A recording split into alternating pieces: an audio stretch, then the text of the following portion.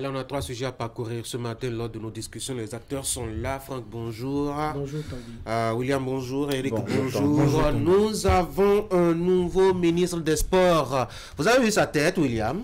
Si, même si elle m'est pas familière, cette physionomie, mais je viens de le découvrir. Et ça vous inspire quoi, ça? Bon, comme tout Béninois qui ne connaît pas forcément l'homme dans les arcanes du pouvoir ou de la gestion de la chose publique, ça m'est tout nouveau, mais cela attise mon envie de le voir à l'œuvre, de le voir faire, de le voir prendre les dossiers en charge. Et donc vous êtes première impression, je suis dans l'attentisme. Franck? Moi, j'ai constaté tout simplement que Talon qu'on fait appel à un jeune pour l'aider dans, disons, la gestion de ce département ministériel. J'ai constaté que c'est un cadre qui officiait au niveau du ministère de l'économie et des finances. Et je sais que c'est un Béninois, le nom en dit long. Et j'attends comme William de voir ce que ça va donner. Mais il y a quelques... je sais qu'il est ministre des Sports. Est-ce que c'est le seul portefeuille qu'on va lui laisser à sa nomination jusqu'à la fin? On attend de voir, puisque le chef de l'État a toujours la possibilité de faire des réaménagements techniques. Eric? Bon, je constate qu'on a remplacé un jeune par un jeune. Preuve que la célèbre phrase « Vive la jeunesse » reste toujours une dynamique du chef de l'État, de faire toujours confiance à la jeunesse. Alors, il va poursuivre certainement la dynamique de l'ancien ministre, le développement de nos disciplines sportives avec les cadres du ministère.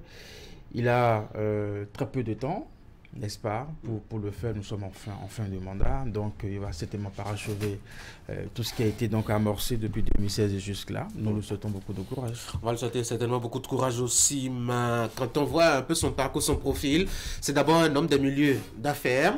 Il a travaillé avec Bénin Contrôle, m'a-t-on soufflé, dans mes recherches. Vous l'aviez souligné tout à l'heure, il était précédemment en service au ministère des Finances et de l'économie. Alors, le monde des affaires a juste apposé au monde des sports. Ça a un lien là, William? C'est possible. Omeki nous l'a démontré. Un homme des marchés publics, un homme de la communication entre-temps aussi, qui a aussi dirigé un groupe de presse à un moment donné, qui est venu au sport et qui s'en est sorti tant bien que mal. Peut-être que c'est l'homme des sciences économiques, directeur adjoint d'une entreprise appartenant au président de la République précédemment directeur adjoint, je voudrais dire, et qui a travaillé aux côtés de l'actuel ministre des Finances en tant que spécialiste ou chargé des études d'ailleurs, mais spécifiquement dans le domaine de la coopération quand le portefeuille du ministre d'État a été élargi. Et ensuite, il travaille également sur les questions douanières.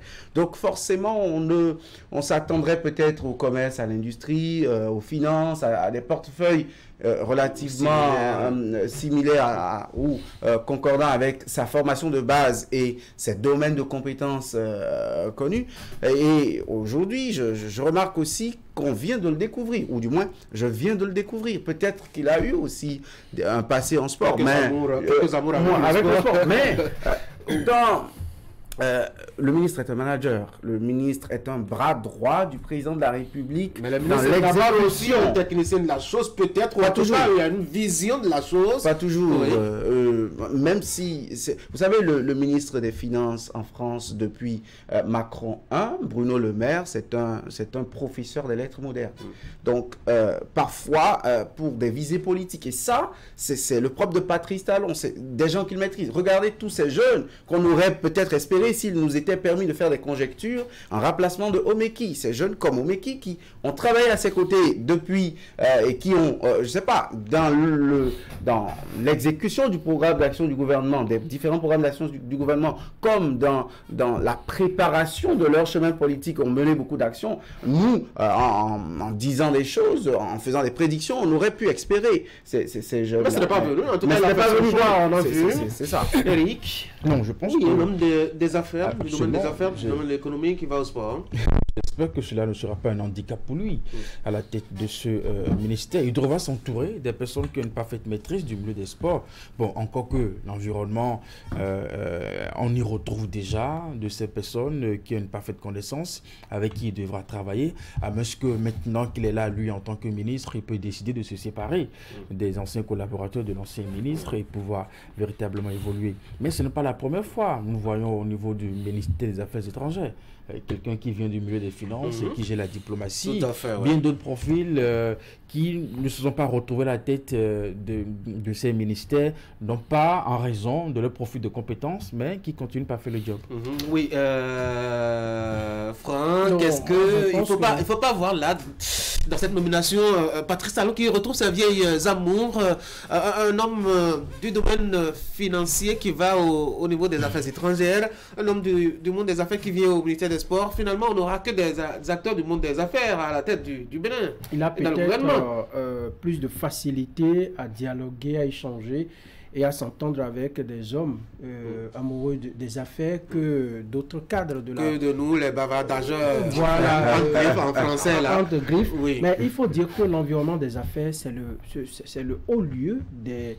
Enfin, l'environnement des sports, c'est le haut lieu des affaires. Lorsque vous prenez le football, il faut être strictement calculateur, il faut être manager, il faut avoir de la vision, il faut sentir là où il y a du profit. Mais l'État, ce n'est pas le profit, l'État, ce n'est pas les affaires. Non, quand je dis profit, le profit, ce n'est pas d'abord le gain, ce n'est pas que le gain. Le profit, c'est de par exemple, amener vos joueurs à gagner un match. Le profit, c'est tout ce qui peut relever l'image de votre pays. Moi, je pense que un homme des affaires, un homme d'affaires à la tête de ce ministère, ça ne fera qu'augmenter les chances pour notre pays de voir le sport, parce que le sport peut faire gagner également de l'argent à un État. Bien entendu, si vous avez une bonne vision en matière de sport, regardez par exemple le Brésil, regardez l'Argentine, ce que le sport fait gagner d'abord aux compatriotes dans tous les milieux, dans tous les secteurs. Lorsqu'il y a un match, par exemple, où l'équipe de l'Argentine gagne, au retour de l'équipe, ainsi de suite, ça fait bouger les affaires à l'intérieur du pays, les publicités, ainsi de suite. Moi, je pense que ce n'est pas une erreur. C'est votre avis, là, William? On va gagner beaucoup d'argent, là, avec moi, je ne pense. Je pense qu'on a déjà assez de départements ministériels, d'agences spécialisées qui travaillent à des gains à n'en point finir, au point où on ne sait pas finalement où est-ce qu'on va avec. Mais cette stratégie de ne pas être extrêmement technocrate a marché à certains postes pour Patrice Talon, selon moi, et à d'autres non. On a vu un médecin, ministre de la décentralisation, ensuite ministre des Transports, ensuite aujourd'hui ministre de l'Intérieur et de la Sécurité publique, et du moins que je peux dire, ça tente de lui marcher. Mais on a vu un spécialiste du monde des finances prendre la diplomatie, encore que la diplomatie a ce caractère de sa délicatesse, d'être très coincé, extrêmement coincé, et qui jusque-là encore se cherche ses pédales, cherche ses marques, et vient dans un contexte de crise diplomatique dont il n'est pas encore à la hauteur jusque-là, c'est mon opinion. Donc je pense qu'il y a possibilité que les deux extrêmes soient rejoints, c'est-à-dire que le nouveau ministre nous supprenne en étant un très bon manager, en laissant les techniciens lui faire les propositions qu'il faut, et en bon manager qu'il décide, ou de s'y mixer, de jouer un peu à celui qui a reçu le mandat de dérouler un cahier des charges, et peut-être de se mélanger les pédales, ou de prendre à dos l'équipe qui a tourné autour de Meki. Mais bref, qu'on le veuille ou non, nous n'espérons pas une chute d'un ministre, parce qu'aujourd'hui, qu'on le veuille ou non, nous avons envie d'évoluer dans les sports. Nous regrettons nos échecs répétitifs et intempestifs à la participation aux phases finales des compétitions continentales. Nous voulons, aujourd'hui, le mondial est en ligne de mire au football, et d'autres disciplines sont positionnées, la professionnalisation du football, les classes sportives, les différentes... Je crois que les chantiers sont ouverts, il n'a qu'à juste marcher et à veiller à ce que ces chantiers aillent jusqu'au bout. Alors, lorsque la nouvelle est tombée hier, j'ai pris mon téléphone, j'ai appelé quelques-uns qui sont relativement soutien de Patrice Talon, et la récrimination, c'est toujours un proche de lui qu'il faut toujours nommer. Eric, c'est vrai qu'il est libre de nommer qui il veut. C'est la réponse que j'allais donner, justement. En plus, vous savez, ici, il y a quelque chose qu'on peut apprécier du président Patrice Talon, c'est sa capacité à bien choisir ses collaborateurs. D'ailleurs, nous l'avions entendu plusieurs fois se vanter de ça. Il a ce regard observateur à pouvoir identifier les personnes qui vont travailler avec lui. Et jusque-là, ça a marché. Que ça soit proche ou la personne soit à une distance de lui, le plus important, c'est le travail que la personne a à faire. Alors, moi, je pense que c'est à ce niveau qu'il nous faut vraiment voir comment est-ce que le nouveau ministre pourra imprimer sa marque avec le peu de temps qui lui reste. J'insiste là-dessus parce que nous ne sommes plus en début de mandat. Pratiquement 2 ans. Pratiquement 2 ans. Qui lui reste, justement, pourquoi vous écourtez le séjour? C'est au-delà de 2 ans. Ah oui, tiens. Si, c'est au-delà de 2 ans. Ah, il sera candidat certainement. Allez, c'est vrai qu'il paraît vraiment un peu inconnu du grand monde, mais je vais vous faire prendre un pari. Va-t-il réussir ou pas, Franck? Il va réussir, absolument, il va réussir.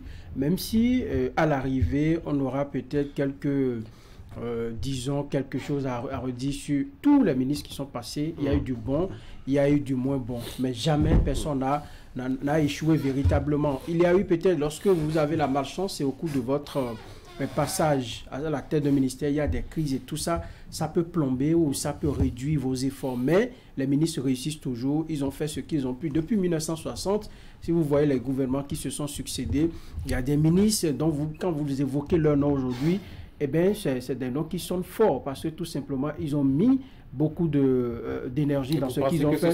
Et il y en a qui, donc, quand vous évoquez les noms, parce qu'ils ont eu à gérer des crises, on colle leur nom à ces crises-là. Et ça vous permet de faire un peu la part. Écoutez, ce n'est pas toujours qu'ils réussissent. Nous avons assisté à des passations de services où, à l'occasion, le regroupement des syndicats ont bien profité pour charger.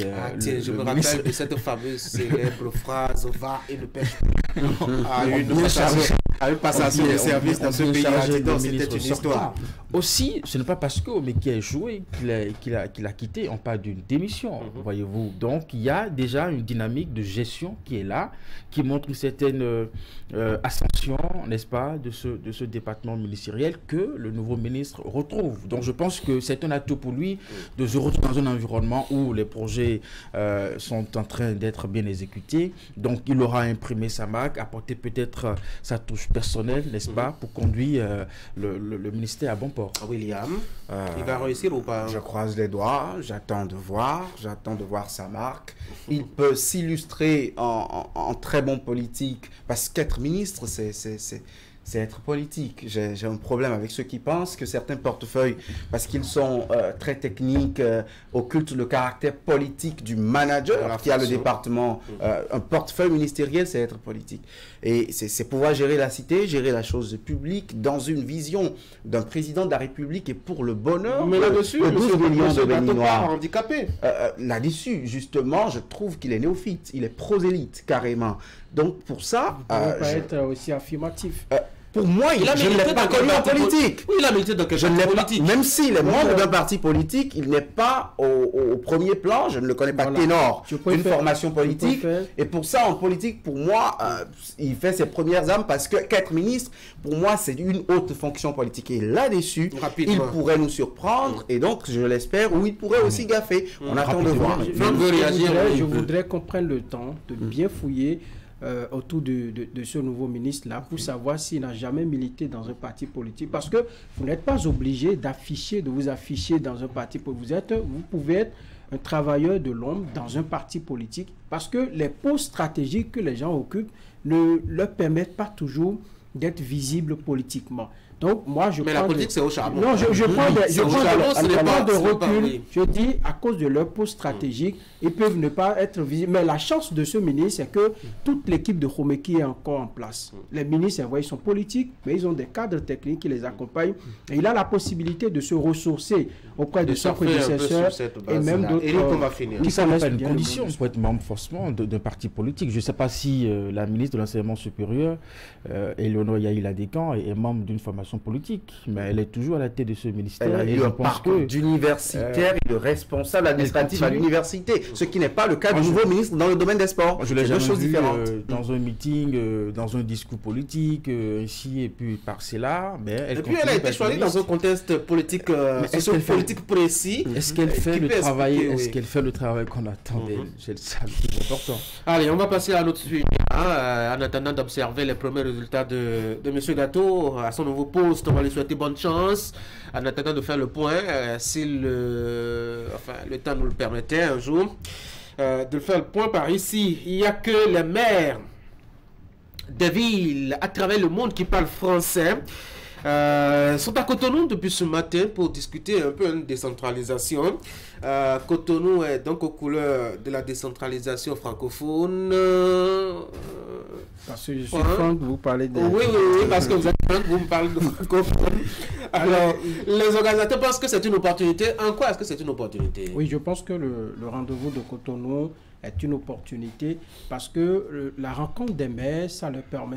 Il y a un agenda, il y a un thème fédérateur, mais au-delà de ça, j'ai appris qu'il est prévu des signatures d'accords entre des maires de régions différentes. Il y a également des échanges que les maires ont dans un contexte où, vous voyez, tout change, changement climatique, les problèmes financiers.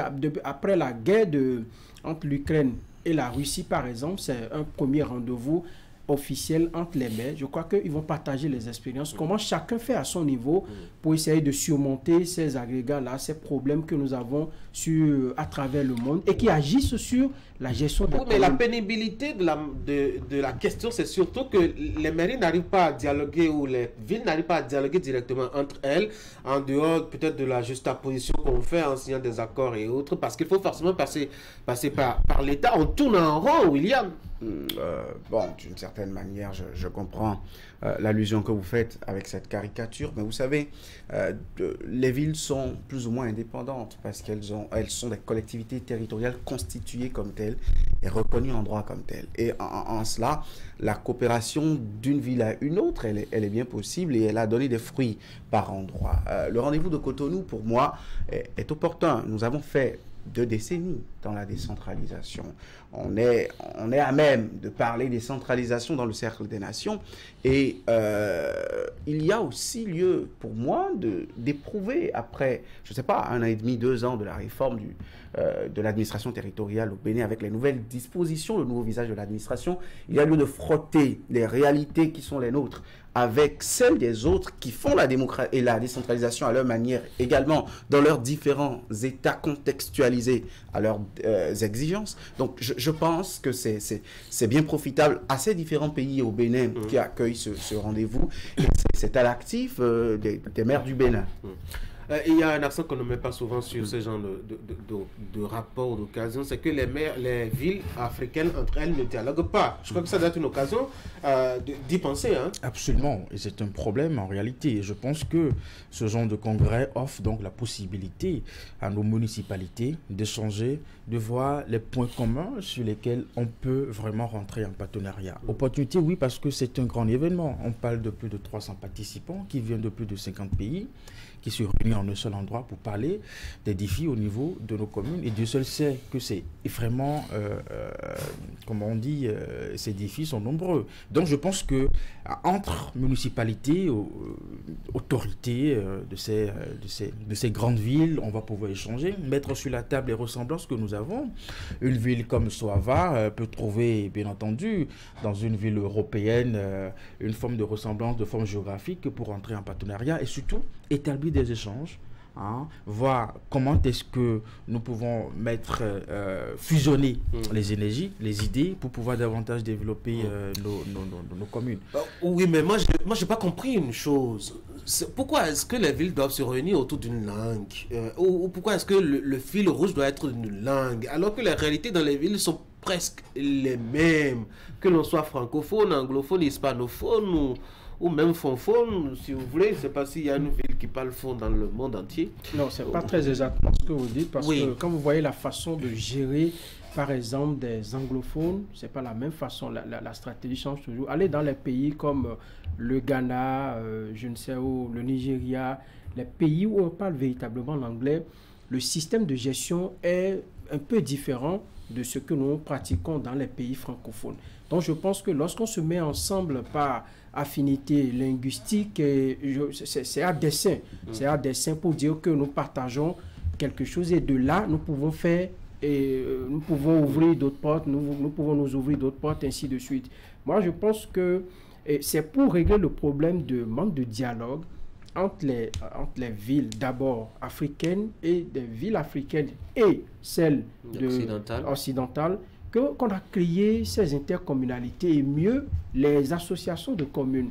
Lorsque nous prenons par exemple la NCB, vous êtes une commune aujourd'hui et vous restez sous la coupole de la NCB et vous allez, vous allez négocier un partenariat, vous allez négocier des affaires au niveau d'autres villes ou d'autres regroupements de communes. Je crois que le dialogue est mieux mené que si vous allez de façon singulière. Donc je pense que le problème est en train d'être résolu. Sur cette question. Oui, Franck note qu'il y a une façon de gouverner et de gérer un milieu francophone qui est différent, un milieu anglophone différent du milieu francophone. Est-ce que ce n'est pas justement la différence qui devrait nous faire nous rapprocher les uns des autres plutôt que de nous associer dans notre ressemblance? Est-ce que nous enrichissons? Je comprends ce que Franck dit. Il parle de l'organisation administrative de l'État. Dans le monde anglophone, il n'y a pas des maires, il n'y a pas des régions, des départements, c'est pas des arrondissements, je ne pense pas.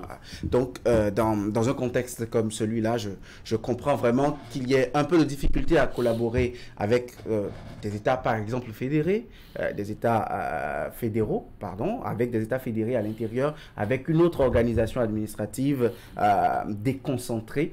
Vous voyez un peu, donc, bon, pour moi, la francophonie aussi, parce que je pense que c'est sous l'égide de l'Organisation internationale de la francophonie qu'il y a ce mécanisme de dialogue et d'intercommunalité entre les différentes municipalités du monde francophone. Maintenant, aller à l'école du monde anglo-saxon, c'est possible aussi. Il y a sûrement de petites choses, de petites réalités à intégrer, en n'oubliant pas que la chefferie traditionnelle a encore une très bonne place dans le monde anglo-saxon, dans l'organisation administrative de l'État. Et je ne sais pas s'il y a cette similarité de l'autre côté. Autrement, il y a aussi que même dans le monde francophone, tous les États ne sont pas dans l'optique de la décentralisation. Au Togo, à côté, ils n'y sont pas. Au Congo, on parle encore de déconcentration parce que l'État, il est grand, il est vaste et il faut plutôt des découpements administratifs beaucoup plus remarquables et grands. Donc, il y a ces petites réalités propres à chaque État,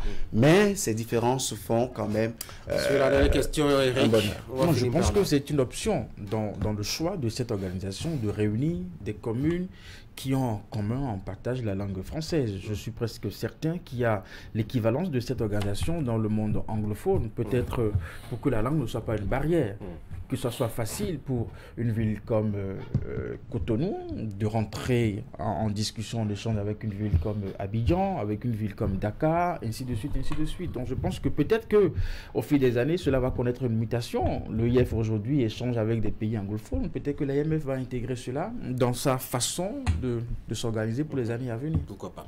On a un troisième sujet, mais je préfère qu'on le réserve pour demain. Un jeune qui est convoqué devant la criette pour avoir osé penser que quelqu'un peut être successeur de Patrice Talon à partir de 2026. Il va voir ça avec le procureur. Il va voir ça avec le procureur. En attendant, nous, on fera notre opinion par ici. Je ne sais pas si ça va nous coûter aussi une convocation devant le procureur, mais on verra bien demain. Allez, bonne journée à vous. Mesdames et messieurs, on va passer maintenant à ce que je ne comprends pas. C'est une réalisation, une proposition de Franck Aounou.